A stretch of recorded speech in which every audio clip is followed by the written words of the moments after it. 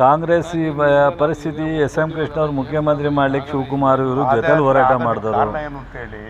ಶಿವಕುಮಾರ್ ಅವರು ಇವ್ರನ್ನ ಯಾವಾಗಲೂ ಹಿರಿಯಣ್ಣ ಅಂತ ಅಂದ್ಕೊಂಡೇ ಇದ್ದರು ಅವ್ರ ಮನಸ್ಸಿನಲ್ಲಿ.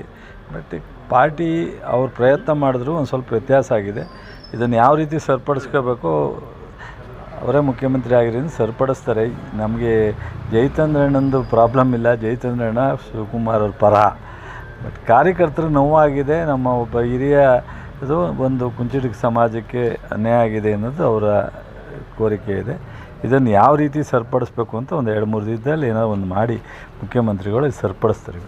ಕಾಂಗ್ರೆಸ್ ಈ ಪರಿಸ್ಥಿತಿ ಎಸ್ ಎಂ ಕೃಷ್ಣ ಅವರು ಮುಖ್ಯಮಂತ್ರಿ ಮಾಡಲಿಕ್ಕೆ ಶಿವಕುಮಾರ್ ಇವರು ಜೊತೆಲಿ ಹೋರಾಟ ಮಾಡಿದವರು.